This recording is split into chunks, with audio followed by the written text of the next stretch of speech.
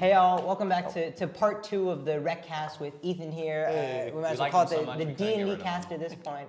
But yeah, might as well get right into it. It's weird. We're wearing the same clothes as last time. Yeah, it's crazy. Yeah, That's so well planned. Yeah, Like we coordinate like that. Oh wow, a coffee like the last episode. Wow, and it still has dice coffee in the very exact similar same Configuration. Effort went into this. Yeah. You know, I messed up everything by wanted doing that. continue right with the through line. You know, last time, a little bit ago, we were talking about like language, linguistics, and how that relates to D&D campaigns and Aftercredits Assist. Yeah. I wanted to talk about, because, you know, a lot of D&D, I mean, D&D is like produced in English, first and foremost. You know, Wizards of the Coast, the company that produces D&D, is based in America, and so on and so forth. Okay. So I think this has a lot of effects on people's campaigns, because D&D is also first and foremost a high fantasy campaign. And high fantasy is like also inherently like rooted in like a kind of a European way, or like kind of like a European ethnocentrism, if that makes sense. Yeah. With like how the world is, like how culture is formed within that world. Well, yeah, okay, like stereotypically, yes. Yeah, but Stereotypically. I think, I think this is... When you think of medieval times, you think about the 1600s. Exactly. And, like, Well, that's just what D&D is built off of, and that's just like what it inherently is. But you can have different cultures in D&D, like No, absolutely. like Asian heritage, like subcultures where like you know Oh, yeah, like for the sure, like the common like Chinese ship where like they would use it back then in like the 1200s, and it like has like a weird sail compared to like European ship. I say weird, but The it's like rift different. mast? But different. like it looks like a sawed rip. Like I don't know how to I explain don't know if I that. immediately know what that is. It's like a square sail that's like it's like ribbed. It's weird, but it's cool. You can have other cultures in D&D and also different like I totally agree. You can have other cultures in D&D. backgrounds. That's what it is. Yeah, I just mean like as far as like a world building perspective. But like perspective primarily goes. stereotypically, because I think you'd it say does that. stick around, and this is why, at least you know, as far as with the D&D club goes and the stuff I do, I think I am trying to branch out like away from high fantasy in a lot of aspects. In like a different culture. No, into different like genres okay. of storytelling. Okay. Like, what was that one shot you ran at the last? Okay, that was not really that. That was another one of the. That was like more of a gothic horror type thing. Okay. So it was still like kind of steeped in that same kind of. Yeah, it is in high the fantasy same, stuff. you know, inspiration. It's just dark high Yeah, fantasy. it's like darker, you Yeah. know, more gothic Victorian stuff. high Exactly. fantasy. Yeah. It's Yeah. definitely inspired by that. Yeah. You know, it's definitely closer to that.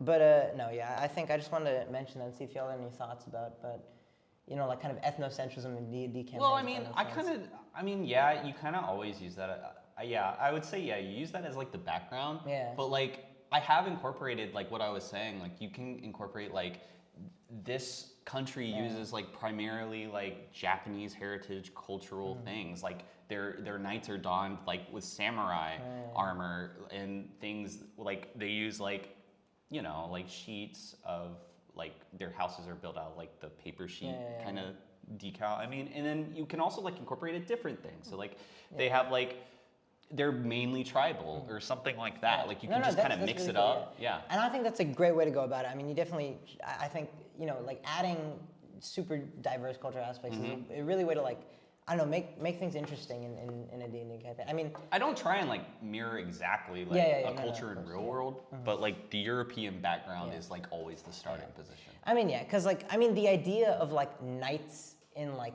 castles and like I mean you know, that's like a D&D. medieval- That's yeah, like core exactly, D&D. yeah. Like that's where it started from.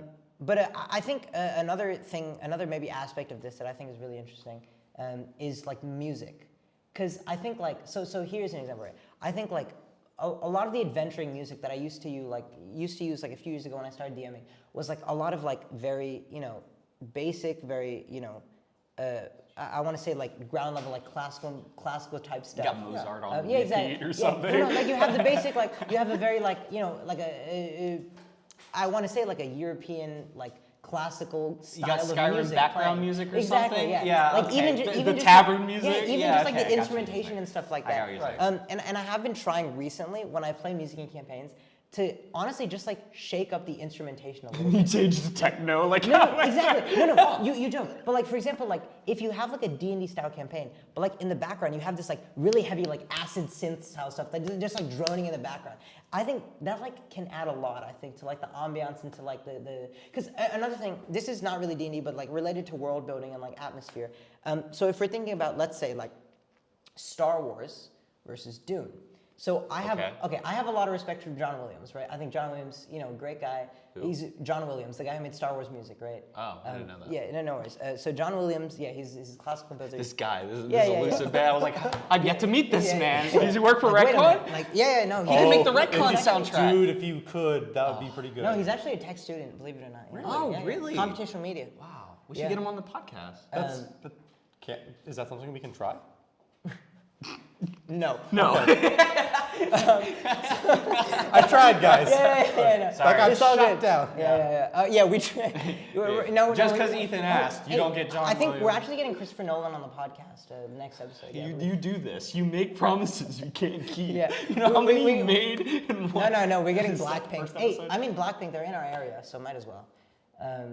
Let's get the What was I close saying? first. Oh, Star Wars, obviously, And like Doom. very, very classical Doom, style. Doom, Like Doom, if you've Doom. heard heard like Star Wars music, it's like very classical kind of symphonic structure you. type Yeah. stuff. And then Dune is like you got like Are you just saying like Dune or Doom? D-U-N-E. Dune, the movie. Oh, I thought you were Dune, saying the movie. Doom. Yeah, Dune the movie. I was like- have y'all seen Dune by the way? Man, Yes, You have seen Dune? You haven't seen I Dune? read it. It's also The book is really good. Have you seen the movie? Yeah.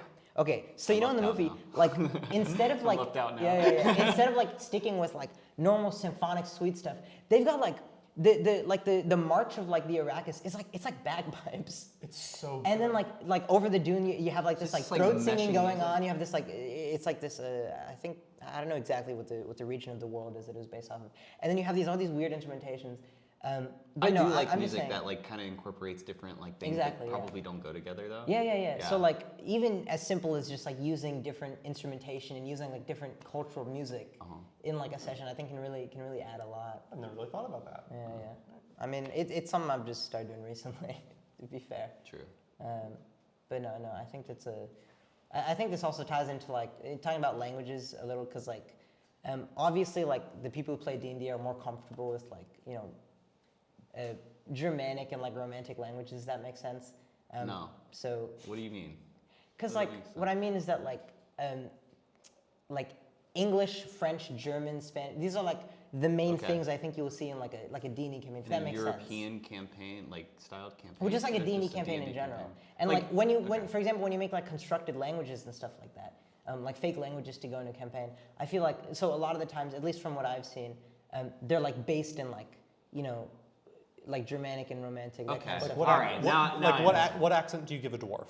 Yeah, exactly. Like a deep, like this is. I live underground. Or like even just like thinking about like Scottish, because like, yeah, I live basically. underground. There you Ba- go. That's Yeah, it. yeah, There yeah. you go. Basically, all I'm trying to say is that like I think it's a maybe we're thinking about like more exotic. I shouldn't say exotic. That's like, but like more like a diverse array of like language and stuff like that. would That's be- cool. Yeah. What's your favorite D&D monster? It's my favorite D&D monster. Great segue. That really Yeah, threw yeah, you off. yeah. All right. Yes. Do you know the Nothic? They're so cool. Sparring wants to be part of They're it. like the guys with the one eyes. who can Oh, yep. There's one in It's just a mind flayer, dude. Yeah.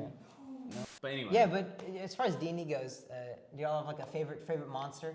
Honestly, it doesn't even have to be like a D&D monster, like a favorite homebrew. You know, like like monster. honestly, I feel like this is a cop-out answer. It's not Tarask. Like Tarask is still cool, but like I really just like the Beholder. Yeah, no, The Beholder is like the That's a- most, that's a like, nice classic. It's kind of basic. Yeah, no, But they're like cool, they're it's cool. just good to throw in things because Yeah, it's like, yeah. oh my gosh, this monstrosity that's a giant eyeball that can just vaporize anything it looks at. Yeah. It's awesome. It's a good thing for if you have like underlevel characters and they need to play around it. Really good obstacle. No, Yeah, that's really, valid. really good. And I mean, Beholderkin is like something you can bring on pretty early if you're starting at level 1. Yeah, it's a good boss that you can use at all levels of your Yeah, campaign. Exactly. Yeah. At all levels.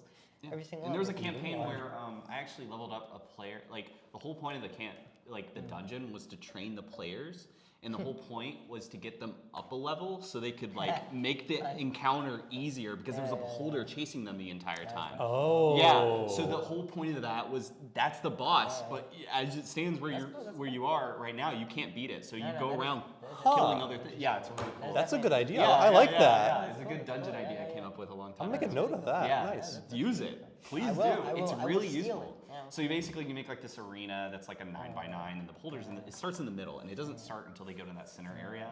And they basically like the history of the dungeon is like a lot of adventurers use it to like train, but like basically what it does it's like mind manipulation a little bit. So like it messes with your mind, and you're actually not really fighting any of these things, but it's making you mentally stronger. Okay. So that So way then you when you can fight build it- upon. Yeah. Got it. So Okay. technically you're in no mortal danger when you enter it. However, if you die in your mental state, You did. not dead, but like you just become incapacitated in the real world. Your Very nice. body just kind of like stops at the entrance, basically. Did you give your favorite? But Well, I was gonna pull up if y'all have heard of the Nothic. That's a cool monster. It's a if you ever seen the picture, it's like this scaly thing. It's got like one big green eye. And Wow. its description is like. it seems Right like here, you're I can reading pull up- something yeah. here. I pull up, a Nothic is a monstrous creature with terrible talons and a single great eye. When driven to violence, it uses its horrific gaze to rot the flesh from its enemy's I'm bones. sensing a pattern here about gazing. About gazing? Yeah, because mine's just a giant eyeball. Oh, that's and Yours yours is has also a giant eyeball. Is All right, yours yeah. a giant eyeball? Yeah. Mine is not a giant eyeball. Okay, what is sometimes. yours? Ethan, yours cannot be a thing with an eye. Oh crap. Okay. Well, No, that, JK. so I'm really a fan of like the bit where like it's the boss and then the bigger boss kills the smaller boss and the player's like, I holy like it. crap. I like it. So I really like the Behir because it's like the natural predator of dragons. Because dragons actually have a natural predator. So whenever you pull up a young dragon that's going to fight the party, and they're like, okay, we got this. If you have something just like come out of the ground and one shot the like- dragon and then turn on Okay, them, yeah. they are so more afraid of that than they were ever of that dragon to start with. That's Yeah. fair. I've never, dude. I know an embarrassing small amount of like creatures No, from me too, D&D yeah. campaign because generally I just make them. Yeah, same. Yeah. So like, Yeah. I forget D&D actually has a lot of cool creatures you can just Yeah. grab. The problem with that is though, players that are like seasoned, Yeah, they don't know as what- soon yeah. as you say something, they're like, that's a big Yeah, here. that's that. Yeah, that's a big that's here. weird. Then Yeah, you just- I know exactly how to beat yeah, this that's a thing. Nothic. I know exactly what that is. Yeah. I have players like that, and what I do, I just change one or two stats. Like, Yeah, oh, it's exactly. weak to this. Nope, Yeah. it's ineffective. Yeah. But the book, and they try and quote the book to Yeah, me. no, I also like that a lot. Like, let's say I'm basing stuff off. Just of change like the name and you practically just scramble their Well, entire like, world. let's say I'm doing a big You know that, right? Yeah, but like it's like a different type or a different form, and like they're like, oh yeah, like it's weak to what does it be here? It's damage immunity to lightning. Okay, now it's weak to lightning. Like, that's Yeah. just like, hey, Fair. that's Feels weaker. it's a very cool change. Do y'all have a favorite magic item you've ever given to a player? A what? Magic item. Magic item. Yeah, favorite item. Cloak of Billowing. What is that? With a remote Cloak of Billowing? Yeah. It's a Again, I make a lot of it's my a own D&D. things. Oh, so, okay. like, I don't So know. it's a cloak that you have a little remote. Sorry, mine has a little remote that when you push the button, it billows. Like there's wind. Oh, like like you're a the Doctor superhero. Strange. Yeah, Yeah, you get same. it, but not as useful because all it does is it's billow. just all it does. Oh, it just- Right. Oh, I like that. And basically, the party got stolen from and all their stuff went missing, including the cloak. And they need to figure The out greatest who loss. stole all their stuff. The greatest But it was a busy street and they were like, wait a minute, I have this remote. So they hit the button and in the middle of the no-wind street, this one cloak starts trying to billow in the middle and they chase that guy down an alley. That's really cool, actually. That's Yeah, I just want to pull up the description for Cloak of Billowing in 5e is It'll be up here. while wearing this cloak, you can use a bonus action to make it billow dramatically. Dramatically. That is- Key it word. billows It can't dramatically. billow any other way. Correct, It's it always needs to be dramatic. dramatic. Cloak of Billowing. That That's is- actually- that's You can that's give a someone really an cool advantage interaction. on I a really like couple that. of- Chasing somebody using a Cloak of Billowing. What about you? You could definitely like give someone advantage on like a charisma check with a With the well-placed Cloak billow. of Billowing. That's Yeah. the goal. Yeah. You play into that. For me, honestly, I just make a lot of my own magic items. But like, if I had to choose out a core D&D, this is a cop-out answer, but like, I just like the deck of many things. What would- Hey, what's that's- one? I mean- what- It's just a good one to like. Good luck. Yeah, Like yeah, it is what you That's do. a dangerous. It's a very Do you dangerous take item. cards out like beforehand? Do you say No. no to any cards? No, you they're 100 fully there. There's been times where I'm like, there's only 3, but like that's because there was like a lore reason or something. Okay. But like usually when a deck of many things is presented in one of my campaigns, it's the full deck. And there's generally more than one copy of them in the world, so they can find more. Wow. Yeah. But like, what's a favorite magic item you've made? That I've made? Like at homebrew. Yeah, I don't have a lot of homebrew magic items. I'm not gonna lie. There's so many good ones. Oh man, that's a good one too. We can circle back. Yeah, circle back to me. All right. I don't know if I have a favorite magic item. I'm not gonna lie. What's something that's been useful or was funny? Like. Oh, so one thing that happened. Oh, I got it. This Okay. is in a Never this is in a mind. campaign I'm in now. So very recently, but I forget what the name of the item. It's like the wand of secrets or whatever. And it's like a wand that it has 3 uses per long rest. And basically when you use it, it like points towards the nearest secret door. This is like That's a cool. base D&D item, by the way. Yeah. Okay. Like a wand of secrets. But how I flavored it was because I was playing an artificer, like an engineer. So it was like a dowsing rod.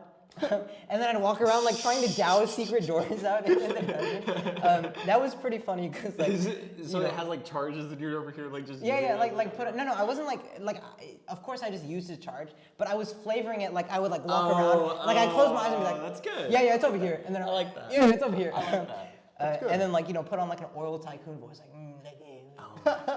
Oh. Yeah, down here there's there's nothing to be found. No secret doors here. It's dry well. You gotta give yourself up to the dowsing rod. Exactly. Believe in the dowsing rod. That's so true. You said All right, you said so you were I remember. So I've told you this before when Okay. we were having a conversation, but I never managed to get this to work in a campaign. But it's an idea, and basically. Is this a train? Yeah. Okay. What? He has I've a told train- you about he has a this. train It's a idea. good idea. It's just It's how an, do you it's do an it? interesting idea. What's the what is the I idea? think it's funny. It's great. All right. So basically, characters really need to get to a location fast. And Yes. For whatever reason, they can't use a teleportation spell. Okay. Okay. And it's miles away, and they need to get there like right now. They need to be there now. Right. There's a magical artifact that this dude that is helping them might have, or just they have an artifact. Basically, it's a little choo-choo whistle train thing, right? Okay. And when they blow it, a like Choo-choo Charles? ethereal train Oh, comes okay. out of nowhere, very nice. and it pulls up, and the doors open. Basically, you enter this train, and you're on a location. You're on your way to this location, but outside of this train, all time has stopped. So basically, it's a teleport. Inside, time remains running. Okay. You have to solve a murder mystery in order to get to the place you get to. Oh! He told me this idea. I was wondering what the payoff or downside was, and that's pretty the good. downside. You can But use it. okay, if they just keep blowing it, you have to make so many murder mysteries for them to solve No, repeatedly. they just blow once. They just No, blow once. Yeah, it's like usually, one thing, usually right? it's a one and done kind of thing because they Oh, were like, okay. oh yeah, we're not doing that. Usually, yeah. I would plan my campaign to where like, oh yeah, they only need to be across the country in like one thing. But No, that's usually, yeah. reasonable. I respect that because It's I've its own I've creation had so and many it's situations that's creative. the where adventure I've, for the day. I've Okay. been DMing, and then There's like, downsides to guys, using this that. this next session is like really important. Like, sorry man, I can't make it. I'm like, okay, Fuck. train, murder mystery train. This is so true. Murder mystery train. I love how I've had that train of thought before. No, I haven't done that. I haven't ever done that. What just happened? He said train of thought. Train of thought, like a train. Come on. Okay, like your favorite magic. That was good, item. right? All right. Yeah. All right. We just got a thumbs up from the back. You know, they like the the Thank one you. audience Yeah, member. yeah. Everyone's like skip. No, we got a thumbs up. Turns We got a off thumbs video. up. We got a thumbs up. Unsubscribes. Yeah. But anyway. Train is. I'd probably use that like. Yeah, but I was saying like if I was like shit, I need to like space out like a session because like somebody's not gonna be here. But this is really important. Right. Yeah, like hey y'all are in like a murder. Usually I don't do that. Usually I just kind of like they're in the background most of the time. I mean, if I need to play them, I'll play them if we enter a fight. But like I don't usually stall the campaign for anyone, unless like. But like if half the party is like I'm not gonna be there, I'm not gonna run the campaign. you Yeah, know? I mean, I guess that's the fair. downside. Well, how many party members are you? Well, if usually it's like play 5 or 6 and like one is gonna miss it. with? You have but, like, 6 people in your campaign usually. I mean, usually I like have- 5 yeah. or 6. Yeah. How many did you I got? usually always go for 4. Interesting. That's a more manageable Yeah, party that is size, I definitely will more admit. manageable. Yeah, because 5 or 6 really throws a wrench into Yeah. you trying to, no offense, railroad the players into doing what you want to do sometimes. But here's the thing. The train episode. Right? Yeah, Train the episode. episode. You will Yeah, get yeah, to it. yeah, yeah. Dang it! Get to the Yeah. train. No, That's so fair.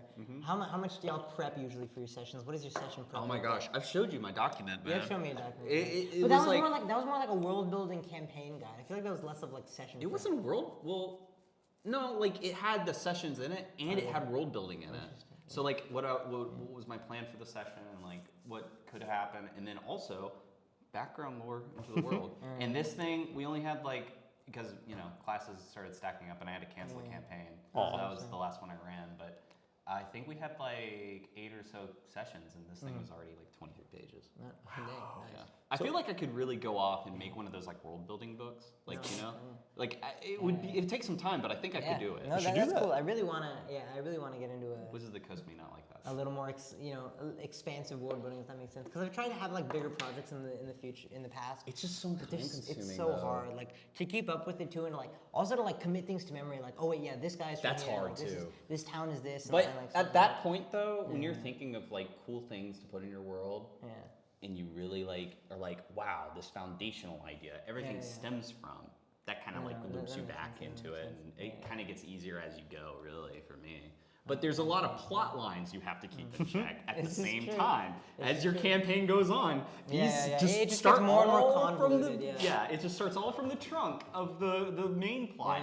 And you have like, okay, villain A, villain B, villain C. Villain C and A are fighting each other right now. Villain B is engaged with the party. you do a However, lot. villain B knows that villain C doesn't like villain A. No, so no. like you have to keep that in mind. There too. comes a point where you now have like an Excel sheet of every single faction in your world. Like, okay, this I've one been is like this one is this, and like this one they're like married or something. Like I don't really know what's going on here.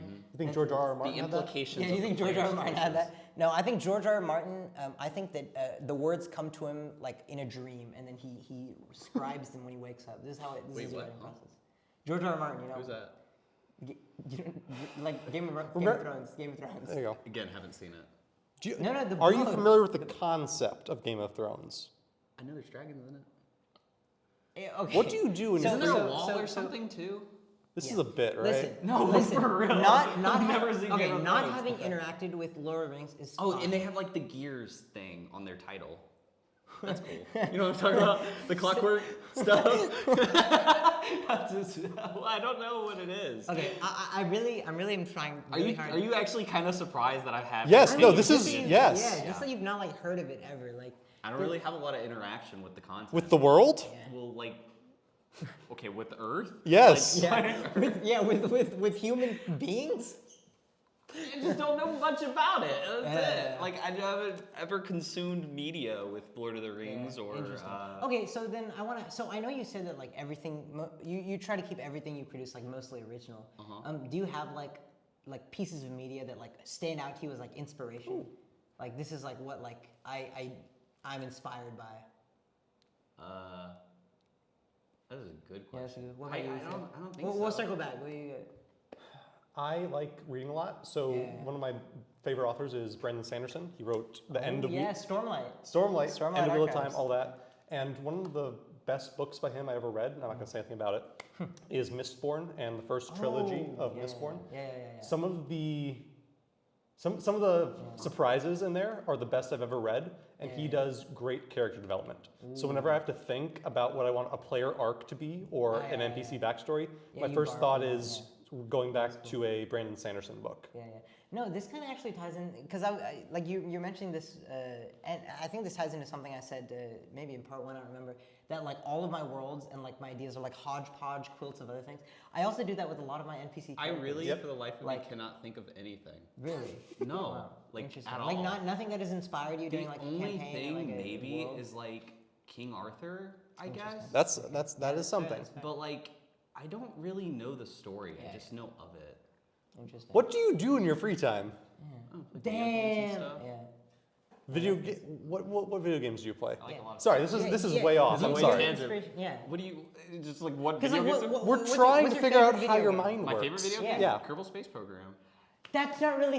That doesn't really work in this context. No, that actually explains a lot. That explains a lot because I mean, you can't make D&D Kerbal Space Program, so that Okay, that makes That's more sense. untrue. I feel like That is untrue. I can that's find a slightly way. untrue. Okay, so space program game. When does it happen? By the way, D&D club sanctioned space program game. No. There's a D&D campaign setting. It's called StarCraft or something. Oh, like that, isn't it? Starfinder. No, it's not yeah. Starfinder. Spelljammer. Well, also Starfinder. Oh, It's Starfinder. But Spelljammer. Spelljammer is the new one. But that's not really like You don't build a rocketry. spaceship. Spelljammer is can. like You can. Yeah. no, Spelljammer is like space whales and like sun people. Like that's Or you my know, that's Warhammer what it is. campaign when we entered the I've war. never played 40K. Spelljammer. It was my Warhammer campaign I was have in heard 40K. I have heard Spelljammer. By the way, if you don't know, D&D of course exists as its own game, but there are like a lot of add-ons that the company produces that are like worlds and stuff like that. And so one of those is Spelljammer, which is like a space exploration fantasy type of thing. So it's not really like I like that. space exploration. It's like fantasy. It's like sci-fi fantasy Kerbal space. Space If that makes sense. But anyway, what was the video game question for? Just like I want to get like your inspirations, but I guess Kerbal Space Program. I guess that. I'm not inspired by things to put in Kerbal Space. No. No. Inspired by games to put in your sessions, like your D&D. Like anything. Oh. Yeah, that was the sorry. Yeah, you just asked me what my favorite video Well, game was. because I and I'm wanted to, Yeah, like, because that was honest. the inspiration, Yeah. like the connection more. I played Legend of Zelda. Okay. That's fair. See, I that's do play fair. that. That's fair. I do play that. Yeah, that's fair. Yeah, a lot of yeah. That Like would Breath probably of the be it. Wild. Or, Okay. I love all the Legend of Zelda games, you go. even the bad Oh, ones. that's fair. That statement right there. Yeah, I think it could really get put Yeah. against me, especially when Link turns into a furry in one of the games. But This hey, is true. He does do this. He does do this. What about you, Ethan? You talk about inspiration. You The said, books. Brandon Sanderson. Yeah, that's the- right. You read yeah. a lot. Oh no, that's totally fair. Apart from Well, what's that, yours? There's a lot. I'm not gonna. Well, lie. I actually, feel like you I'm know so- what? Pick one. You know what? Yeah. This makes sense though because like Legend of Zelda, although a creative game and like franchise, Yeah. really doesn't have a lot like when it comes to like magic. You know what I mean? Like it's like the medieval setting, and a lot of the settings are different though. But like when I I think seem about to Zelda, remember a moon with a face. Ocarina of Time is Yeah. really like what I'm thinking Okay. of more than anything. So that's just like you have culture here. You have the like the elves over here. Whatever. We got some Zelda fans in the background. Yeah, okay, I get booed for the back. I'm not saying Ocarina of Time's my favorite, okay? No, we're My yelling favorite- at you for misinformation. What misinformation? What's the misinformation? There's magic in Zelda. There's so much magic. Yeah. There's so- not as much. Okay, So whatever. Okay. I was So waiting. there's this I thing meant, called the like, Triforce. Yeah, I was waiting until you finished talking to say this to you, but you were like Just let me get demonstrably, it. you were like empirically wrong about that. Let me explain what I mean by this. Keep going. Let me explain what I mean by there's no magic in Zelda. I don't want to I be meant here. comparably to D&D. But no, yes, well, okay, yes, that's yes. that's like I don't know. Is that a wait, hot okay. take? You're talking Don't you get healed by fairies in a yeah, bottle? I guess. all right. Do you know like the Navi and like? I sorry, get not the there's Navi. a tree that talks, okay, you guys? I get it. specifically about fancy and casting. Yeah. That's what D&D has that Yeah, Zelda but like as far as I thought magic, you were is, yelling like, at me because you thought Ocarina of Time Sorry, was like one of my we're getting favorite into an Zeldas. argument with these people back here because Trey's assertion that Legend of Zelda doesn't have that much magic in it Is wrong. I think everybody here disagrees with. Hot take. I just No, meant but it's- comparably. no, but I'm No, telling you, I'll dude. take if you're just wrong. Yeah, it's not. There you This go. is not like a crazy. Okay, so I Let really me explain. Can I okay, back up guys. my... Hey, Hold Can I on. back up my Hold point? on. Let him try. Let him Can I try. Let him back up try. my listen point? in the comments below. Everybody tell Trey how wrong he is. Let me back up my point. Okay. All right? Okay, let's hear it. Yeah. Link, although using magic items at times, comparably to the world around him, does not use that much magic. It's mostly fighting with his sword. There are times where he uses it, yes, to defeat a boss. But like when I think of Zelda, I think of what Link can do, Okay, not exactly so- what the world is. So Hey, I what's the think thing? What's the thing Link I does? understand he can do it, all right? I understand that. I understand But- there's giant okay, trees so and here's there's the thing, right? freaking fairies. You're like I don't know, like. This, But that's what I'm saying. Like I'm saying, like I want to put my characters in those shoes, like Link's shoes. Like yes, you can do magic. That's a thing you can do. But Link doesn't really use all that much compared to the world around. So you him. do fighters in D&D. What's your favorite class? Would it be? Looking at this, I'd say fighter. Honestly, yeah, it is probably fighter because that was my first class I ever Called played. it. All right. It was the first one I ever I don't played. know. However, I did pick Eldritch Knight. So Because you're Link. because of yeah, Link. because There you go. Damn. So yeah, we got a lot. True. True. So here's the thing, right? This was 10 years like, ago. The, though. Come the, on. the Okay. I don't really existence- pull a lot yeah. of Link, but that's like Okay. when I imagine a D&D campaign. Yeah. It's like just like. I'm about to get Ocarina of real. Time I'm kinda setting. about to get real abstract on you here, Trey. Like, I feel like, based on like the tone and the environment that like the Legend of Zelda, like the games try to put out, I feel like it would be like, at best, sorry. I feel like I'm about to be roasted. No. I've already I think- been roasted. I think okay. I think to say that like Legend of Zelda doesn't have magic based on like the tone and the setting that it like tries to communicate, I think that is like honestly at best like very misleading. It is, but I like, meant like I more think in the that, like- perspective of like what Link can do. Because I think the world of Zelda is like so inherently magical. No, it in, is, like, yeah, in, like I its agree. structure and like its form. I agree with That that. like even like Link as like a character, I feel like because he's like a what? He's like a wood elf. I forget. I haven't played a lot of Zelda. He's a Hylian. Yes. no, he's- that is- No, he's not. Well, Hylian. Ocarina of Time. Hylians are the people that are from Hyrule. No. He is. Is a he not? Hylian. Is he not from Hyrule? Oh wait, no. Yeah, he is a Hylian. They explain it later, and then the forest or something, Kokiri Forest. How did we get from here? Ocarina. Is Link a Get Hylian? here.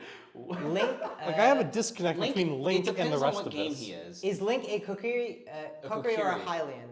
Ocarina of what? Time is just an Kokiri secluded. They're like the forest spirits that live like near the Deku Oh, tree. Yeah. okay. Link is in fact Hylian. Yeah. It And is was Hylian. brought to Yeah. Kokiri Forest under dire circumstances. Okay. Yes. Okay. Because he was like the chosen Yeah. one or whatever. Wait, then that's even more magical. Because he's like a human chosen child brought in like this like magical forest people. Look, man, and, I like, didn't think raised about in this any- until now. Clearly, stop I've been talking misled. about I it. had a Okay. weird worldview until today. Okay. So you're well, opening my yeah. eyes here. I mean, you also said that you like just don't consume media. So like that's, you This know, is true. Yeah. So maybe I just consumed it wrong. The little media. That Yeah. I How did. how much Yeah, Kerbal listen, Space you're program do you consuming play? your media I got more wrong, than 1,000 Trey. hours. Okay. A little bit. So. Trey, you are interacting with the I'm currently world. still playing it. So. Yeah, Okay. you are interacting the world like incorrectly. Yeah, it makes like sense. you need. Honestly, I've heard this take before, so yeah, you're not the first to tell me this for sure. Yeah. Yeah, so it is what it is. That's But kinda sad. I don't know. I just No, that's when I cool, think of that's Zelda, I think of Link with his sword more than Yeah, anything. I So understand. Okay, that's fair. I yeah. understand. So I mean, What were we talking yeah. about? we were talking Oh, about inspirations. Oh. I'm We're talking about my, confused. I need to There talk you about my go. inspirations. Nobody's gonna ask me about my inspirations. Okay, what are your What are your inspirations? What are my inspirations? Thank you so much. There's a game, and this is my favorite game out there. And this game I use. This is actually not like a high fantasy game at all. Like it's not like. It's called like Hyper Light based in, Drifter. No, it's not Hyper Light Drifter. Okay. That's a good game, but it's not. It's called Disco Elysium. Oh, I know what that is. This is Disco my Elysium. favorite game of all time. This is the best game I think that has ever been created. What is Disco This game okay. is made by a bunch of Eastern European devs who are big fans of TTRPGs. It is Why'd you have to Disco specify they Elysium. were Eastern Europeans. I think because it ties into It because does? the game is like inherently like it's extremely political, and I think to understand like the themes and the messages that the game like shows and You need to know where it comes from. yeah, I think you need to know a little bit about. Okay, like, I was just wondering. 'cause, no, like, no, you pointed it but, out, but no, so no. I It wasn't takes on place in like a modern-ish day. So like it takes place 20X yeah, or it takes whatever. place in a fictional city called Revachol, that is going through like that has just is off the end of like of like this terrible war, war. And it's war. like the city is bombed, the infrastructure is terrible. But the reason why I take so much take so much inspiration from it is because, in my opinion, Disco Elysium, out of any game that I've ever played, has the best dialogue. I Really? think that the dialogue. natural, Yes, flows it is. good? Dialogue of Disco Elysium is how I judge. I saw a tweet about this, and ever since I read this tweet, and I was like, this is like probably the most accurate tweet I've ever read. So, how to tell if the dialogue that I write is good, like how I tell if it's like, okay, if this is passable, Well, it shouldn't be like I exposition. imagine, no. I imagine the dialogue being read by the voice actors of either Disco Elysium or Baldur's Gate. Okay. And if it sounds passable in both contexts, then that is good dialogue. It's got to sound natural and it can't be exposition. No, That's but- what I play with. Yeah. No, but you, like all of you who are watching this right now, you have to check out Disco Elysium. It is like, that game, like, heard of the game, I've it yet is to play it. unbelievable. Disco Link in the Elysium is description. unbelievable. It will like change your life? Yeah, For it's real? modern day, it's super political, you play as a cop, but it is not a cop game. It is very much not a cop what is game, a cop but you play as a game? cop. The game starts off with you waking up extremely shit-faced drunk inside of like a hotel room with like all of your clothes off, and like you were just like and you were wake up with like complete amnesia. It's incredible. An average Georgia Tech student. Yeah. Also, your limbic system talks to you throughout the game. The limbic Your what? Yeah, your limbic system talks to you like throughout the game, like in several circumstances. What's your limbic system? It's like the skeleton. Let me make thing. sure. I think it's your muscles. No, limbic system is like your whole skeletal, like, not skeletal structure, but like your spine behavioral itself. and emotional Yeah, responses. like the whole shebang, like It's your whole brain sim, dude. but yeah, Okay, I don't know biology. yeah. Neither do I. I'm an aerospace engineer. You know, this is a great segue. Now that I brought this up, what do y'all think about Baldur's Gate? I have yet to play it. You haven't actually played Okay, Again, I don't I'm almost there, guys. Yeah. I made it to the city. it? Yo, you're at Baldur's Gate. I'm at Baldur's Gate, He's at Baldur's Gate. He's made it. and I would there's expect nothing just less so from D&D much. president. There's so much. It's Yeah, so there's big. so much. It's so big. It's so big. And I'm trying. I haven't played that much. I'm only like 5 to 6 hours in. So I'm you're in barely Act there. 1? Yeah, I'm in Act 1. Okay, cool. But yeah, it's a good game. It's a good game. It's You know, pretty one good. thing that this is okay. Okay, actually, I do know what. This is what a inspires huge you? thing. You got- what We're yeah, coming back. okay. We're coming back. Back You to know what what? I do actually like use as inspiration? Okay. Freaking Skyrim. There you go. There you go. Perfect. That is That's- actually what I no, use. that's I was like perfect. trying to think, and I was like, the Phenomenal only thing I can choice. think of is Legend of Zelda. Yeah. No, I played so much Yeah. Skyrim growing up. I'm glad that's we could- probably what I stem from, and that's probably why there's not. I mean, there is magic in the game. Okay, there is magic. I'll give you that. But it has its place. But Sledgehammer No, build is all I Skyrim- gotta say. Like, did you want anything else? Warhammer. There you go. All the way. There you go. Skyrim. Clairvoyance and, is pretty You know, useful, actually, though. I think like just from thinking, I don't think that Skyrim. I think Skyrim like doesn't have a lot of magic. That's my opinion. Wait. Hold on, I've seen where this So goes before. anyway, What? Skyrim definitely has magic, but I get what you're Yeah. saying. Yeah, okay. Thanks, All Trey. right, all right, you're welcome. Trey's take for this. I is that- agree. Is that It has Skyrim medium magic. has magic? Please don't yell at me. Yeah, there was another thing I want to bring up in relation to both Disco Elysium, Baldur's Gate, and D&D, Oh, yeah, which sorry I for think, interrupting you. this is like a little more to like a little bit more on the topic of like us as DMs. So one thing that I think Baldur's Gate doesn't do as good as Disco Elysium. So Disco Elysium also has like a rolling system. It's like different stats, but it was made by like a bunch of guys who love TTRPGs. Okay. So it's like all different stats. Like it's not like the D&D type abilities, but they have like checks that you roll for, and you can succeed or Yeah. fail, right? So, in my opinion, Baldur's Gate, when I fail a check, I like don't find Cry. it as fun as like succeeding a check. You know what I mean? Like I think some of the failures in Baldur's Gate are like not that exciting. You know what I mean? In Disco, when you fail a check, it will be the most crazy interesting. I like, you know, in Baldur's Gate, sometimes I know this is bad, but sometimes I would like, you know, reload to like succeed a check. But in Disco Elysium, Wow. It's I would almost like we genuinely- all do that. Don't lie in to Disco yourself. Elysium, I would genuinely like Cheater. reload to fail checks just to see what would happen, because it is unbelievable. It is like, yeah. and this It's like hasn't- exploring all the like exactly, but different like paths. because I think Baldur's Gate, like I think it's there. Baldur's Gate The does, story is made for you to pass. yeah, exactly, and it does more of a thing where like if you fail, it's like a wall instead of like a different path, if that makes sense. I think Disco Elysium is definitely like you fail a check, now like this is like a different path you're going on, if that makes sense. But like I wanted choices matter I or wanted to bring something. this up. Yeah, it's like choices matter. Yeah, something. yeah. But I wanted to bring this up because I wanted to talk about how y'all deal with like player failure in your campaigns. Like, what do you mean? Like, to like- what extent? So like, Like character because death. there's like TPK. no, and not there's like character death. I failed a check. Yes, yeah, exactly. Like failing a check or like not succeeding, like a player not doing what they were able to do. Well, It's a plot- It's always it's a plot always- yeah, it's a plot. Like I have an example. Yeah.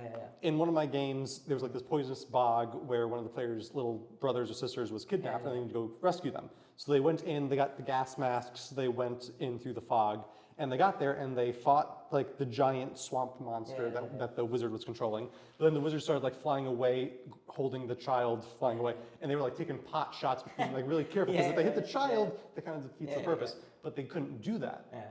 And they had other stuff they needed to do, like important stuff. This was like a side plot. But because they failed at this, I was able to turn it into a new main plot for the party. Yeah. So That's cool. just because they fail at it doesn't mean like it's done and over. Yeah, exactly. Like we said, don't make it a roadblock. Make it No, a yeah, Honestly, path to go down. honestly, I agree to that because I'm not going to speak as a DM. I'm going to speak as a player. Yeah, And one of the most memorable moments I've ever had in like D&D was my first campaign where I was playing like this dragonborn who like basically had no one growing up. So he like went into this town, like I don't know, like I forget exactly what transpired, but basically he picks up this like orphan girl that like kind of has like the same backstory as him, and you know she wants to be an adventurer too, so like he's like, all right, come on.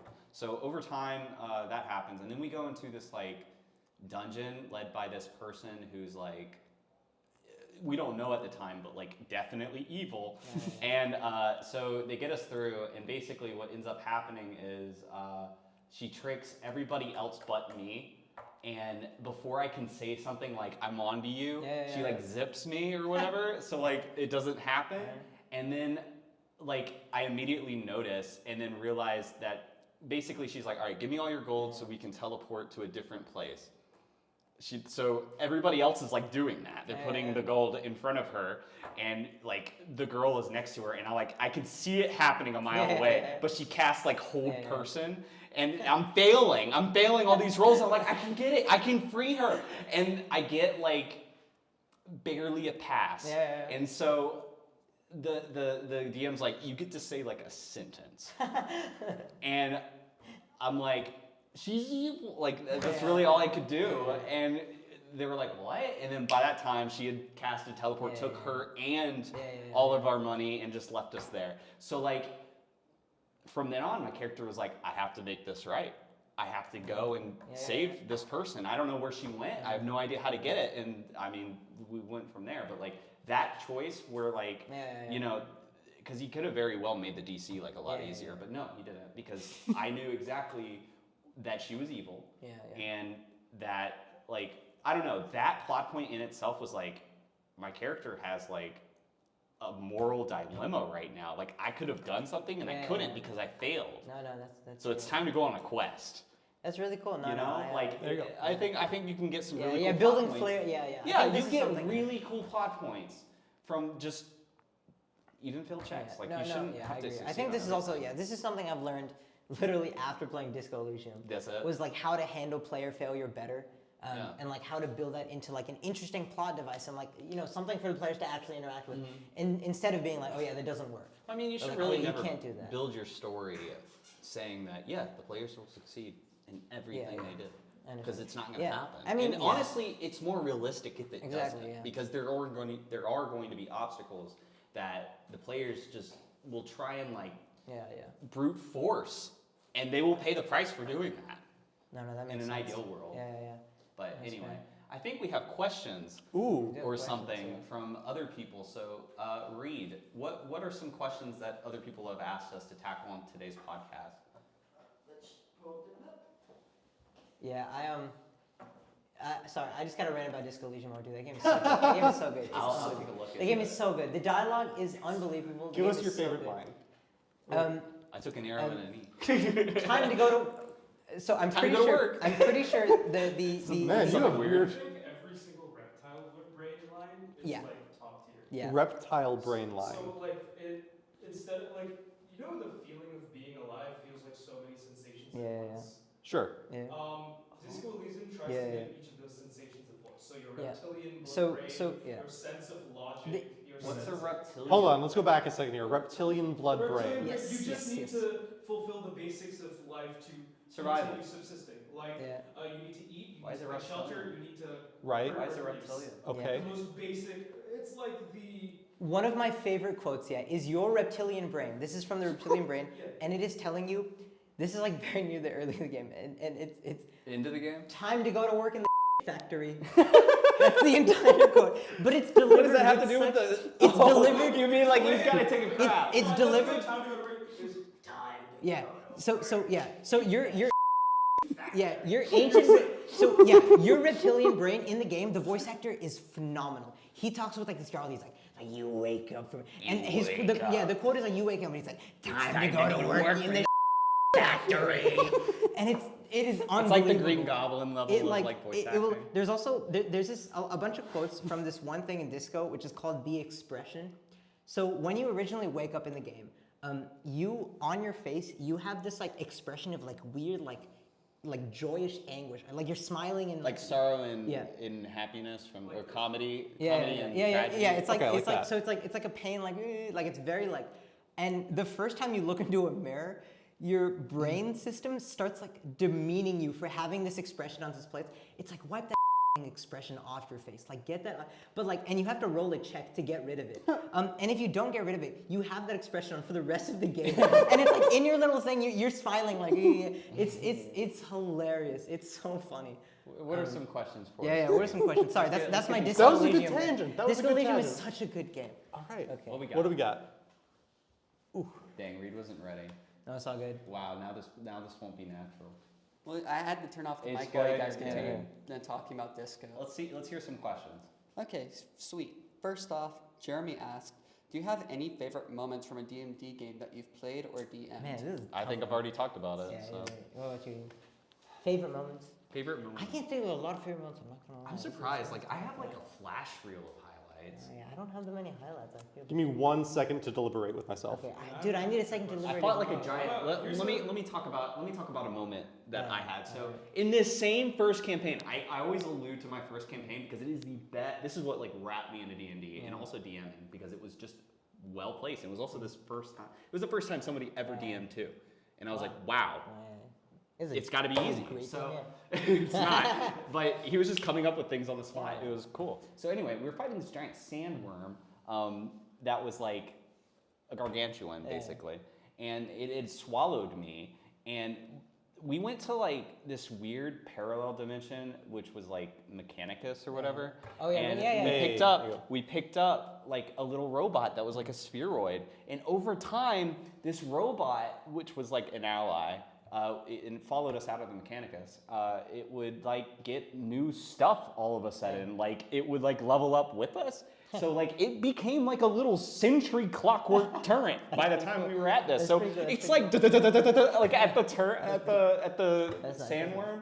And eventually this player that was playing this player came on as this thing. And he was like, I can't really do this anymore. So, but the out of game reason, this is why this happened. Basically, I get swallowed by the sandworm, and I'm like holding onto its tongue, like fighting its uvula, trying to get it to throw me up. And I'm like, stab, stab, stab, stab, please let me out. And so this thing, this drone, which I guess has no rules associated with it according to the DM, grows like drone helicopter. Okay. It becomes like a drone helicopter, and it like flies into the mouth of the sandworm. Nice. And basically, like, I don't remember how it got out. I think I like hit it right and it boosted me out. But like there was a moment where the DM described it where I was going out and he was going in and it looked at me and the whole time. This thing cannot talk. All it does is blink. So as we faced each other and it blinked at me and I went and then it started to shine and I was like getting thrown out and at the same time it exploded and killed this thing. That's very nice. And then I just go skyrocketing out of this thing. So it was up to the magic user to slow me down. That's probably another moment. That's pretty nice. I like honestly, that. yeah. I'm It's thinking pretty about it cool. now. I love like It's a Jason Bourne moment. For sure. That does sound like everybody needs their Jason Bourne It moment. really I was is talking about one like of them. players all need their Jason Bourne moment. Exactly.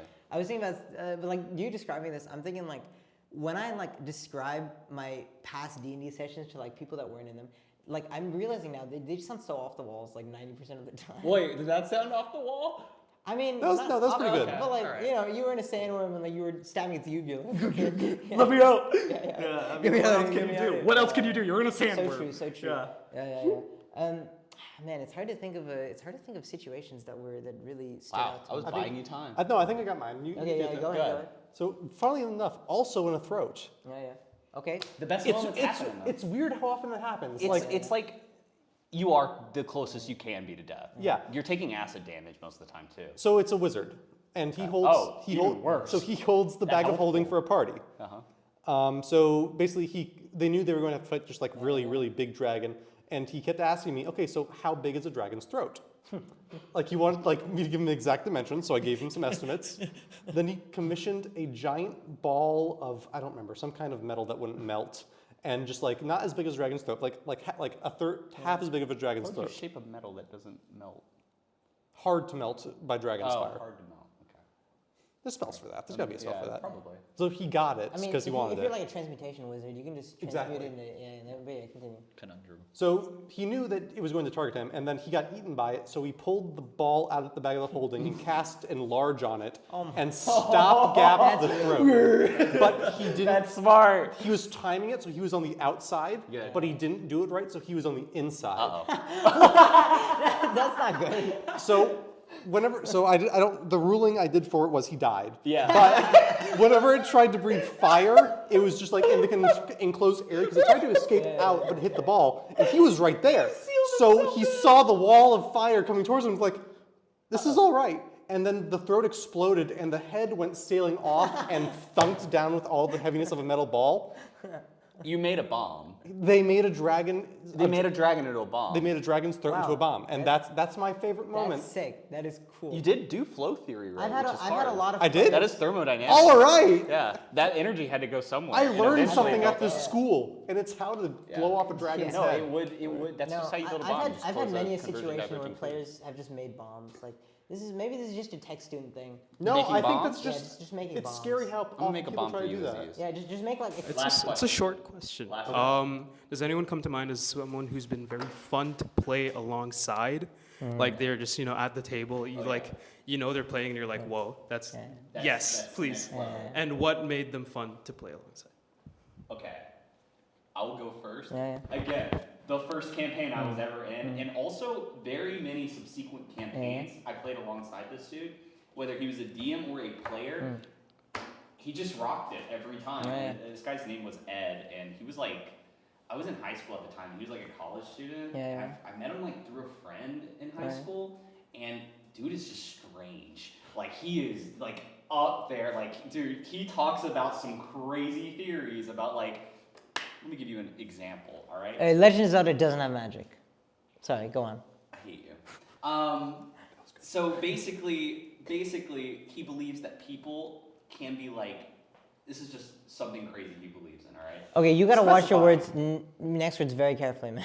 No. You can't start with people can be like, but yeah, continue. People can be like, all right, if you believe in demons and you believe in angels, they can affect you, all right? Like if you believe in their entity existing, they can affect you. So the only way to ensure that doesn't happen, if that's something you want to believe in, you have to create like a glass structure around your head that like is metaphysical. So it doesn't really exist in reality as you see it. It's so weird. He has so many weird takes. I know, it sounds crazy, but dude is actually a legend.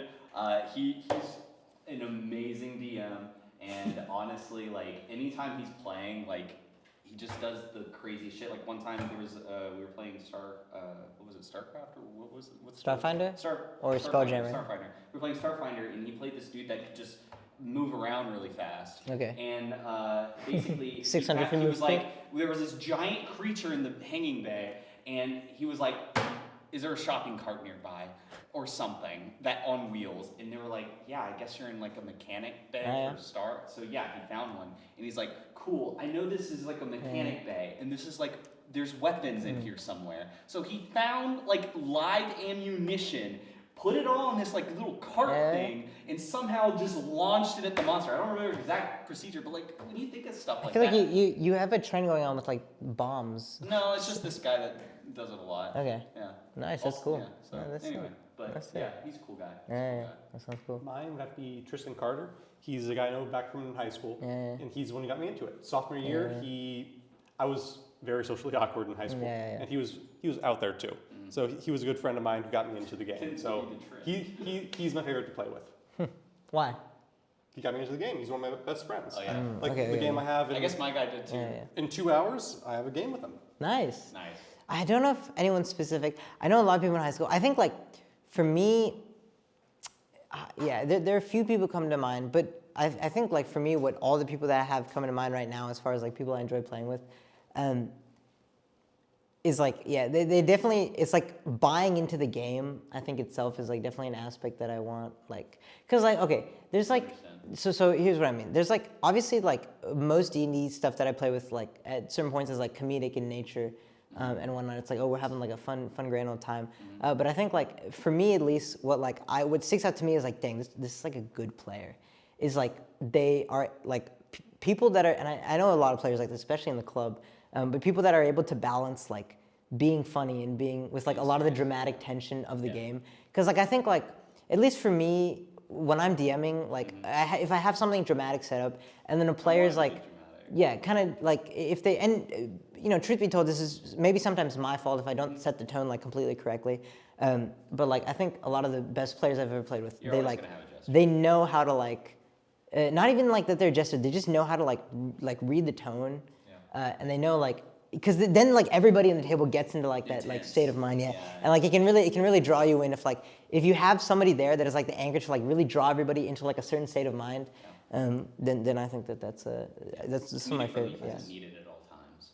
Neither is dramatic like disposition. Exactly, yeah. But just knowing how to like wield it, and I think that has to go with like buying into the game, because like of course at the end of the day, D&D is like a game where you sit around a table and pretend to be like wizards and knights and whatever, right? Like that is just what it is. But like the ability to like accept that as the premise, like take it seriously, and then not just like mess around the entire, and really buy into the game, like really like think like okay, exactly, I think that really is what for me like that's some of the greatest people I've played with. I think that's what really But I think we'll be wrapping up. Time for today, so we've talked a lot about D&D episode, and many other things. Yep. Just some final stuff. Ethan, advertise your socials for D&D Club. Yeah. Now, Ethan, tell us about D&D Club. Join D&D Club. There you go. Join D&D Club. We have an engage page that has our Discord link. There'll also be a Discord link here. Yeah. I don't know if they can click on that, but in the description. they can't click on it. No. and we can put an iCard. Yeah. In the top right corner. you can find us. Please come join us for some D&D fun and other board games. Yes. Yeah, Club-wide West Marches. Please join. Please join. Advertise ReckCon socials. ReckCon socials. You can find us on Instagram, Twitter. We have a tiny URL. Visit our website, reccon.org, that has most of our socials on it. Free tickets. You can free tickets. Get involved over there too. We also do have a tiny URL, I'm pretty sure. But feel free to check us out on all of our socials. We can now where say you the find date the of the ReckCast. convention. Get your tickets out. By the time this episode is out, tickets will be up. Convention is March 2nd, 2024. It is a Saturday. From, I do that. From what? 10 a.m. to 10 p.m. It's the day. It's the day. Get a day ticket. It's only one day. Come when you can. Grab a ticket. It'll be so much fun. Bring all your friends. Completely free tickets. Free. It's totally free. As is, well, I guess joining D&D Club is free, but we do have dues. So it's not. Thank y'all for listening to this. Absolutely. I appreciate it. Yeah. We'll see y'all later then. Have a good day. Thanks for having me, guys. We didn't even It's like a 16. It's kind of bad. It's a 10. Okay, you have to save us. Go ahead. Nat 20. God. That's a 3. Damn. Nope, not today. God damn It is it. what it is. Trey, All right.